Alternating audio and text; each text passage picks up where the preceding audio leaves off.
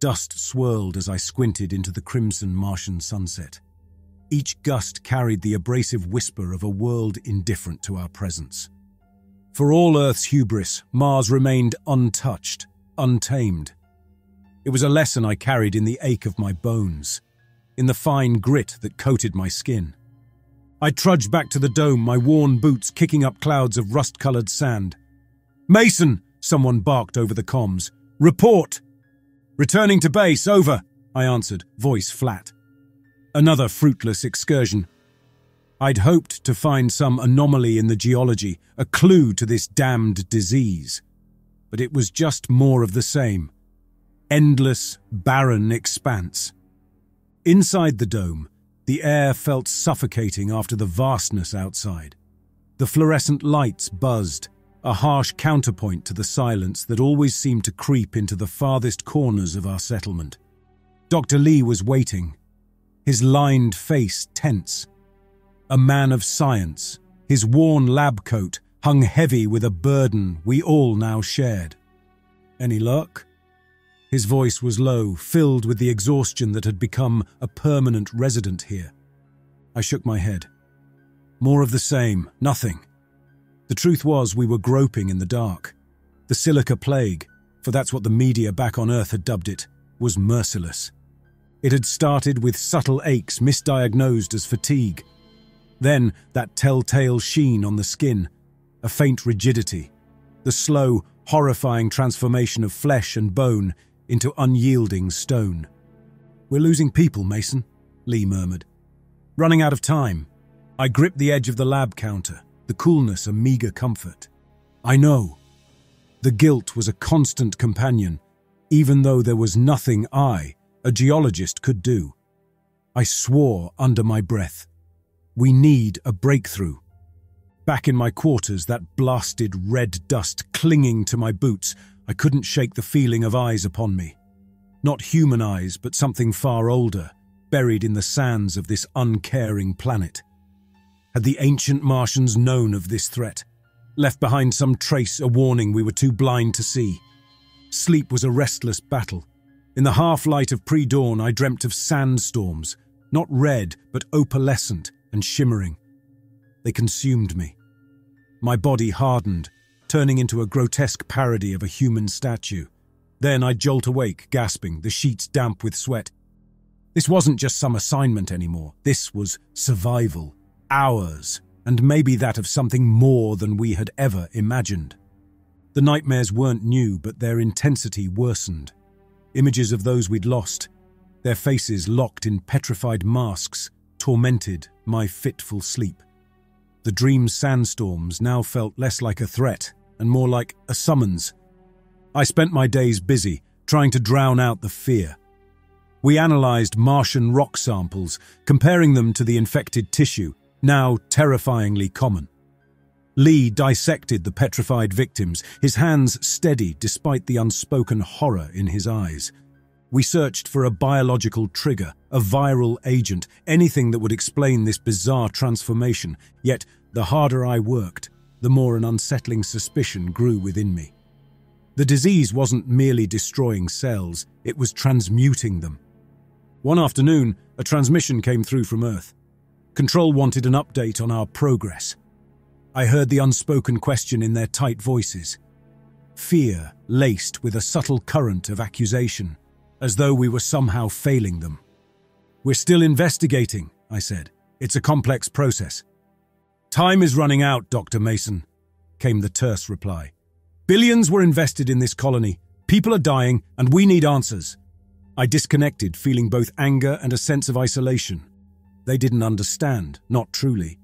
Mars wasn't just some scientific venture anymore. It was our tomb, if we didn't find a solution. Later that night, I found myself drawn to the dig site on the outskirts of the settlement. They'd recently unearthed fragments of an ancient Martian structure there. Barely more than rubble and dust-covered fragments, but something about it tugged at me. The wind whipped across the plain, carrying a chill that felt more than just Martian cold. Standing amidst those ruins, I sensed the weight of millennia. Something whispered on the wind, not words, but a feeling. It felt absurd, yet undeniably real. A sense of scrutiny, of attention. I crouched, tracing my fingers over intricate carvings on a shattered stone. Geometric patterns unlike anything I'd studied. Were they mere decoration or some sort of code? My dreams of shimmering sand came back to me, and a wild idea took root. Could it be? Not a virus, but a resonance, a frequency perhaps concealed within these ruins that was restructuring us. It was a madman's thought, barely on the fringes of science, but it felt more true than anything else I'd considered. I paced my cramped quarters, mind buzzing with exhilaration and fear. Resonance, the idea had burrowed into my thoughts, promising both answers and a kind of unsettling terror. First light found me back at the dig site.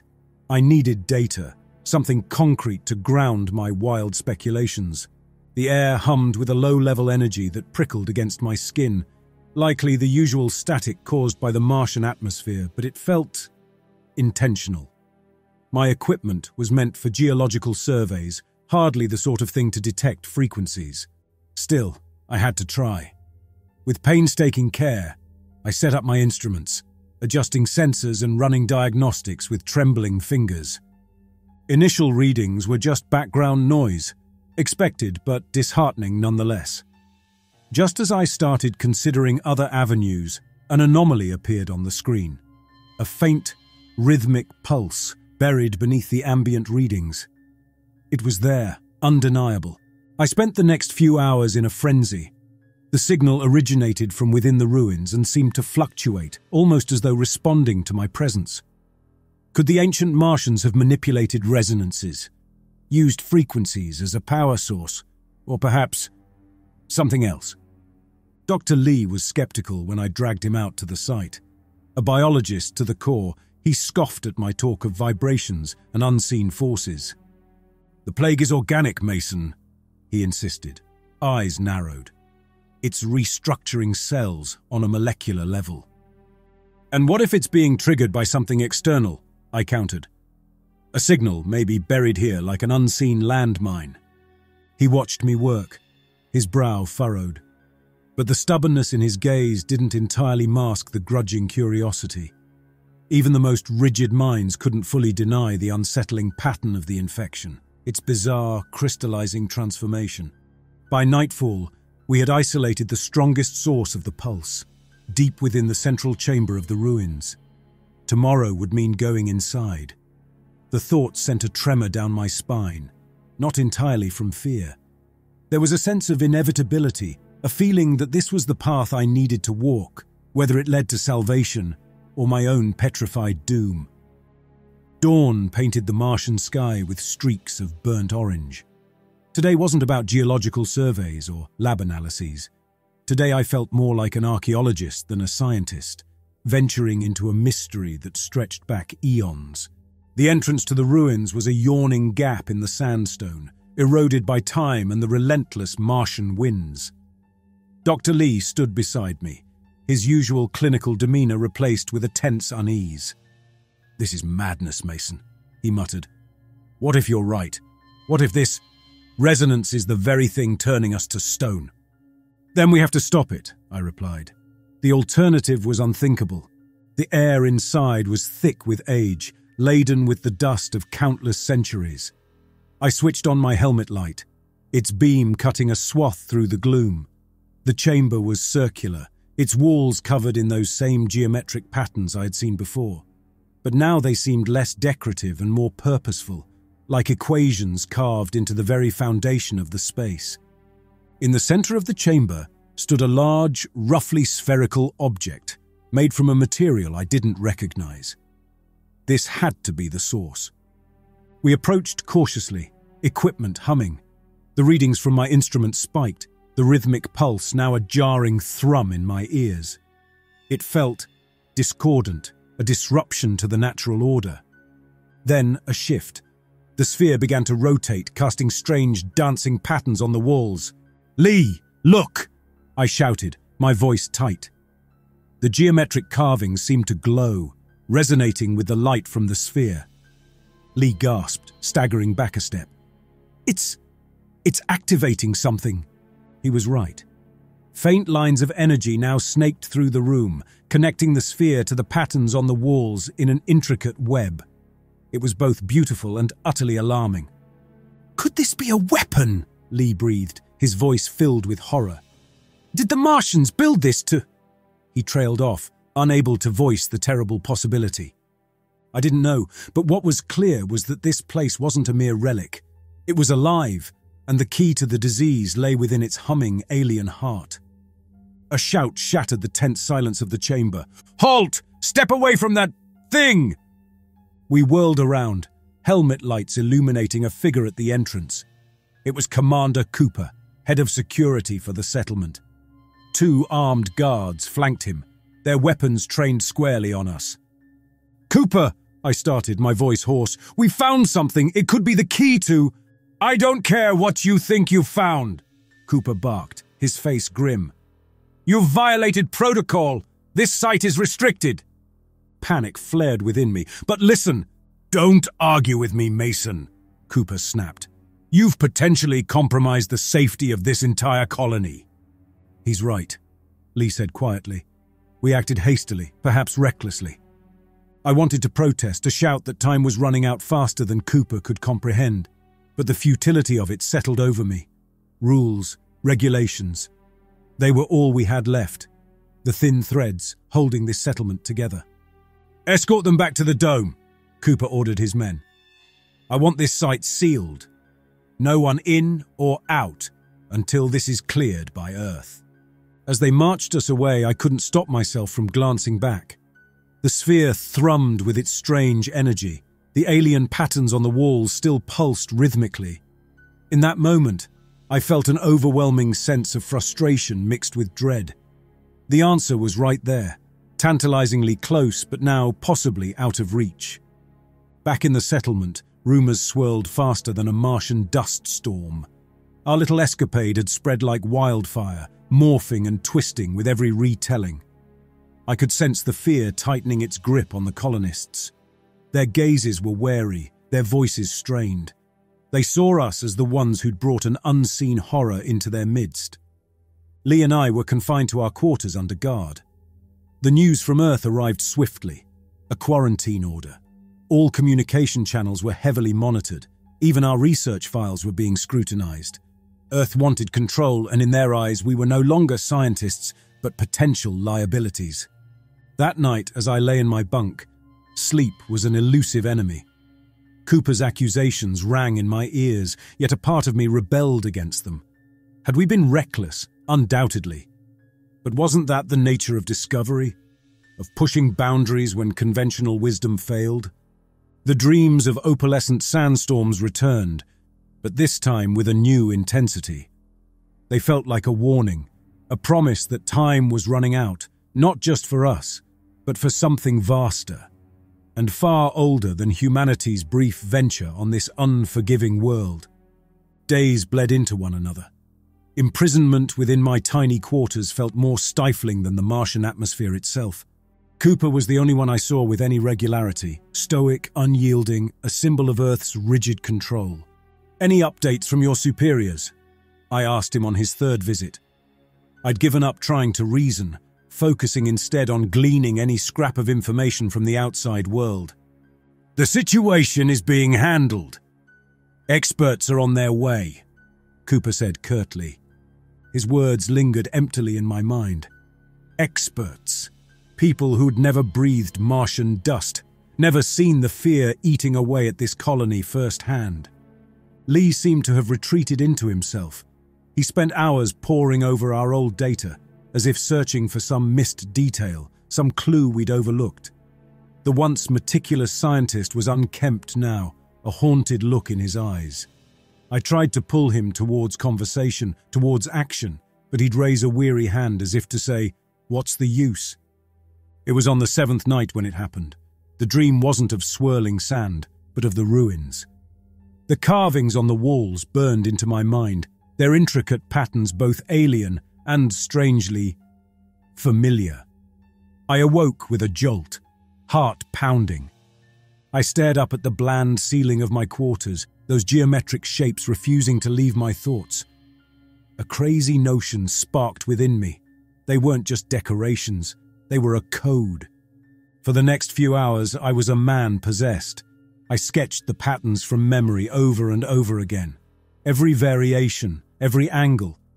When Cooper came for his usual morning inspection, he found me surrounded by papers, mumbling to myself, "Mason!" His voice held a trace of concern. "Are you all right?" "I think..." My throat felt raw. "I think I figured something out." I shoved the papers towards him, my hands trembling. "The patterns, Cooper, they aren't random. It's a language. Or a cipher." He looked from the papers to my wild eyes, suspicion replacing his earlier worry. Yet doubt lurked in his gaze. Cooper might be a soldier, a rule follower, but this situation was crumbling all those certainties around him. "If you're wrong, Mason," he started, and the unspoken threat hung heavy in the air. But I knew I wasn't wrong. Not entirely. The delegation from Earth arrived with efficiency. 3 figures materialized from the transport shuttle. 2 scientists, their faces pinched beneath sealed helmets, and a man in a crisp military uniform who exuded an air of unyielding authority. Commander Cooper, always the stickler for protocol, stood at attention beside them, the picture of deference. "Dr. Mason, Dr. Lee," the military man said, his voice amplified by his helmet speakers. "I'm General Lewis. Welcome to your debriefing."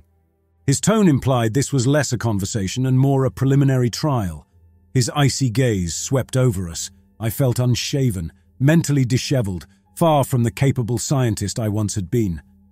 Lee hunched beside me, his usual meticulous appearance a thing of the past. We were led to a conference room. Earth's delegation took one side of the table, the rest of us the other. "Let's cut to the chase," Lewis began, his voice grating. "You've jeopardized this entire colony and violated direct orders. Now you claim to have made a discovery. Explain." I held up my sketches, pushing down the tremble in my hands. "These patterns, found in the ruins, I believe they're a form of communication." One of the scientists, a woman with sharp eyes peering through her visor, leaned forward. "Communication with what, Dr. Mason? Petrified rocks?" "Perhaps communication with the builders of the ruins," Lee said, his voice surprisingly steady for someone on the brink of despair. "Or with whatever engineered this plague." "Baseless conjecture," the second scientist scoffed, a dismissive wave of his gloved hand. "Gentlemen," General Lewis interjected, his tone cutting through the room. "The patterns themselves are of little consequence. What matters is whether they hold a key to stopping this affliction."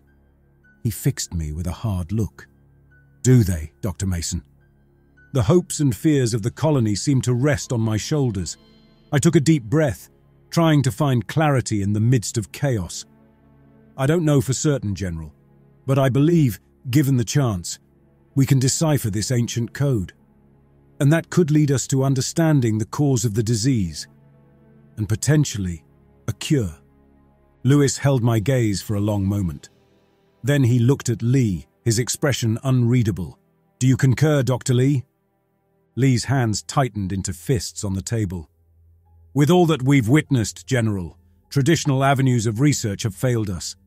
This is our best chance." General Lewis's silence stretched painfully across the room. Minutes felt like hours, each tick of the clock an accusation against our dwindling time. Then he surprised us all. "Very well," he announced. "You'll be given access to the ruins. Under strict supervision, of course."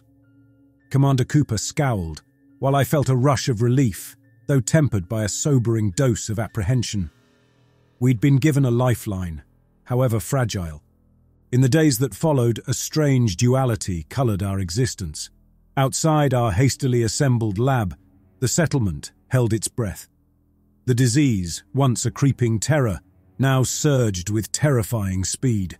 More people succumbed each day, their rigid, petrified bodies a chilling reminder of our failure and our urgency.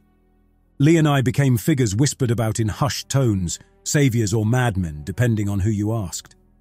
Armed guards shadowed our every move, reminders that one wrong step could lead to our fall from this precarious grace. We worked like possessed. The patterns on the ruins became our obsession. Armed with linguistic theories, data analysis software, and a touch of intuition, we began to dissect the alien cipher. Initially, progress was agonizingly slow.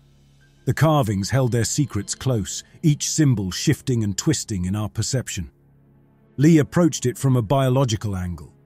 He theorized that the petrification process mimicked, on a cellular level, the crystalline structure of the Martian sand. Perhaps the patterns held a key frequency, a resonance that triggered this bizarre transformation. I focused on the broader picture context. Were these patterns mere decoration, or did they tell a story? Were they warnings meant for future explorers, or blueprints for something far more sinister? Earth's delegation hovered, their skepticism a subtle but ever-present pressure. Cooper, too, was a shadow that loomed, his trust in us waning with each infected colonist. And then, a breakthrough. We realized the patterns weren't meant to be read linearly. They formed a complex web, each symbol modifying those around it. Once we grasped that concept, progress surged forward exponentially. It was like a lock clicking open, revealing the mechanism within. The realization hit like a jolt of electricity. It was never simply a message. The patterns, the carvings, they weren't text. They were instructions, a blueprint laid bare. "Lee!" I shouted across the lab, my voice rough with exhilaration and something akin to dread. This is how they built it!" Lee rushed over, peering over my shoulder. His eyes, hollowed from exhaustion, flared with renewed energy. "You're right, Mason, it's a schematic." The ancient language of geometry and symbols now transformed before us. Lines, curves, and intersecting shapes revealed a complex structure, and at its heart throbbed the sphere. It was more than a source of power. It was a resonator, a machine designed to reshape matter on a fundamental level. This was no benevolent device, no gift from a vanished civilization. It was a weapon, or perhaps something even more insidious. "The plague," Lee whispered, his face pale. "It's not a disease. They engineered it." The Martians weren't victims of a tragic extinction. They were architects of their own downfall, and perhaps ours as well. If we could decipher the schematic, could we reverse the process? Could we turn the weapon against itself? Just then, a commotion from outside shattered our concentration. Cooper burst in, panic on his face. "It's getting worse," he barked, his usually stern composure crumbling. "The infection, it's accelerating. People are turning in a matter of hours. Half the med staff are down." Cooper didn't need to finish. We were running out of time, not just for the colony, but potentially for the entire human population on Mars. We had to unlock the secret of the resonator, find the frequency that reversed the petrification. And fast. It was no longer a matter of scientific curiosity. It was a fight for survival. Cooper's words sank in. Each petrified body was a nail in our collective coffin. Earth wouldn't hold back forever. If we failed to find a solution, they'd evacuate, or worse, sterilize the whole colony to contain this threat. We gathered what remained of our team, a handful of terrified scientists, their eyes wide with desperation and fading hope. "We need the resonant frequency," I said, my voice sounding awkwardly against the cold sterility of the room. "The one that causes the petrification, but in reverse." Blank stares met my words. Lee, bless him, broke the silence. "Theoretically, it should exist. Every wave has its inverse. The key is finding it." We rigged the ruins with sensors. The guards looked on uneasily, weapons held loosely, their fear becoming indistinguishable from our own.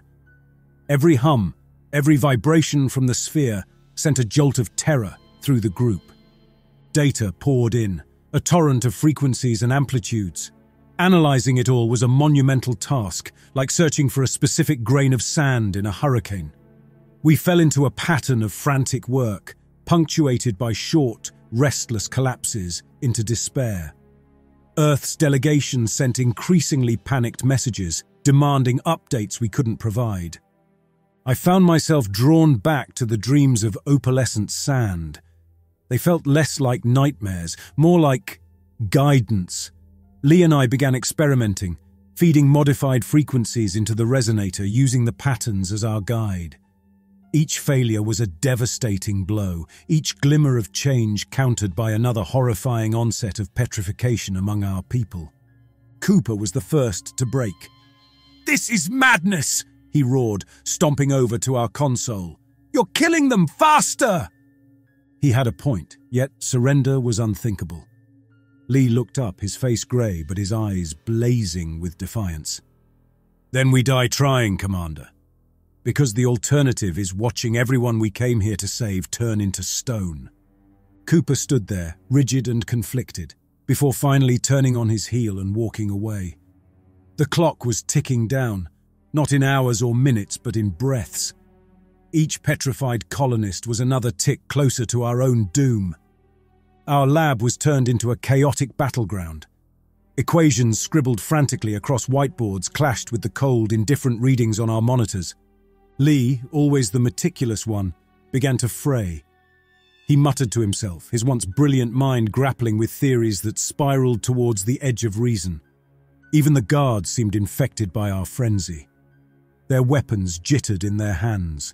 Their eyes darted nervously at the humming sphere.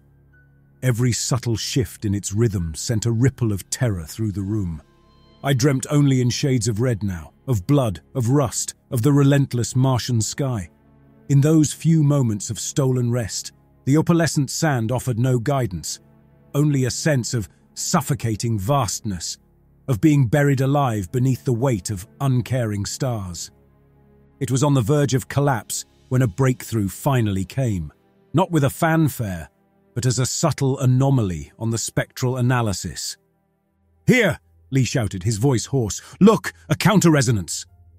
He pointed at the screen, and there it was, a faint blip, a mirror image of the petrification frequency. It was weak, unstable, but undeniably there.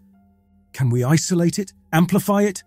My heart pounded against my ribs, a desperate hope battling the fear that this was just another false lead, another path to annihilation. Working with trembling hands, we tuned our equipment. We fed the counter-resonance back into the sphere, slowly increasing its amplitude.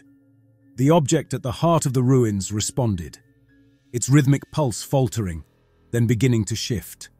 Then came a sound I'll never erase from memory. A crack, not loud, but impossibly sharp against the humming silence of the chamber. One of the petrified colonists, a young technician named Sarah, twitched. Her stone-like arm flexed, crumbling slightly. We stared in horrified disbelief as a fissure snaked its way across her rigid face. "It's working!" Lee cried out, tears streaming down his worn cheeks. We adjusted the frequency, fighting to keep it stable. The effect wasn't immediate, wasn't miraculous.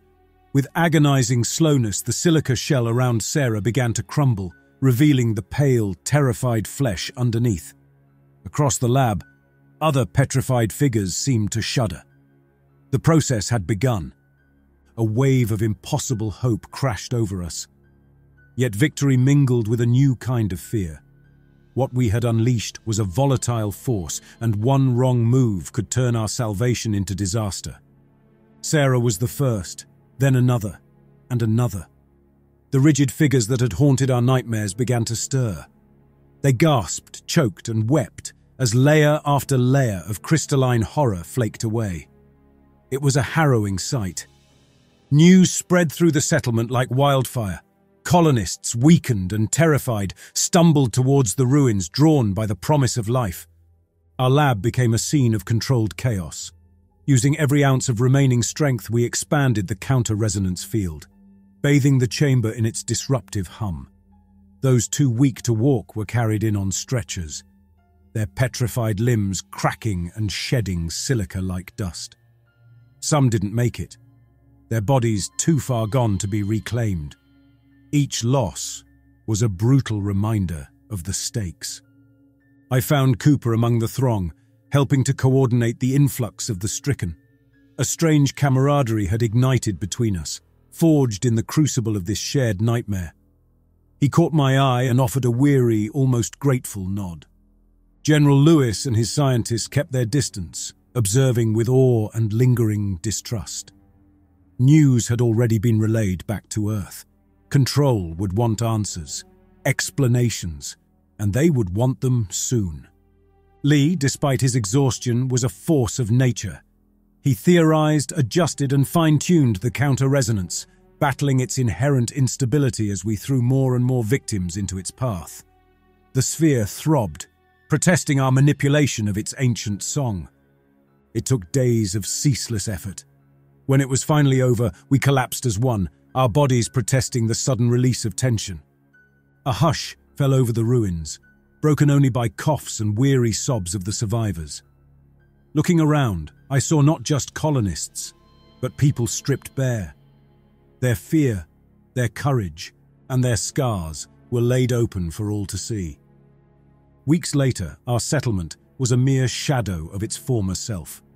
The ruins remained sealed, the silent sphere within it now a grim sentinel of a threat narrowly averted. Evacuation ships had ferried away the weakest survivors and those too traumatized by their ordeal to remain. Cooper, now promoted, oversaw the skeletal crew left behind. The delegation from Earth had departed, along with a trove of hastily gathered data about the weaponized ruins. No doubt, military forces would follow, their aim to dismantle the threat and perhaps harness its terrifying power. Mars wouldn't be a place for peaceful exploration much longer. Lee and I had become minor legends among those who remained, yet I couldn't shake the sense that we weren't heroes, merely men caught in a maelstrom beyond our understanding. My dreams remained filled with the vastness of space, but the opalescent sand was replaced with the image of that sphere. We had our lives back, but at a steep price. I spent hours staring up at the Martian sky, no longer filled with the ambition of a scientist, but with the sobering knowledge of the darkness that lay beyond the fragile bubble of our atmosphere. General Lewis had extended an offer to Lee and me, positions on Earth, prominent roles in scientific departments likely tasked with dissecting the secrets of the Martian ruins. A chance to continue our research, albeit in a vastly different context. The temptation was undeniable. It promised safety, the resources to truly decipher what we had stumbled upon. Yet the thought of leaving Mars filled me with an unexpected hollowness. As I stood on the cusp of departure, I found myself drawn back to the edge of the settlement, to the place where the wind whispered over the open sands.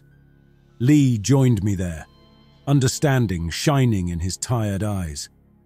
"I won't go with you," I said, my voice barely above the desert breeze. "There's work to be done here." Lee nodded. "Agreed. Our place is here, Mason. Figuring out what comes next, what it means to truly coexist with this world." He gestured vaguely at the horizon. "Not just analyze it from afar." We turned back towards the dome, its metal shell glinting under the harsh Martian sun. It was a place scarred, transformed by a force beyond comprehension. And in that moment I knew that our work wasn't about equations or frequencies anymore. It was about rebuilding, not just our settlement, but the shattered illusion of safety that had brought us here. Mars would forever be a place of danger, of mysteries lurking just beneath the red dust. But it was ours now, not just as explorers or conquerors, but as survivors. And survival, as we had learned, was its own strange, hard-won sort of victory.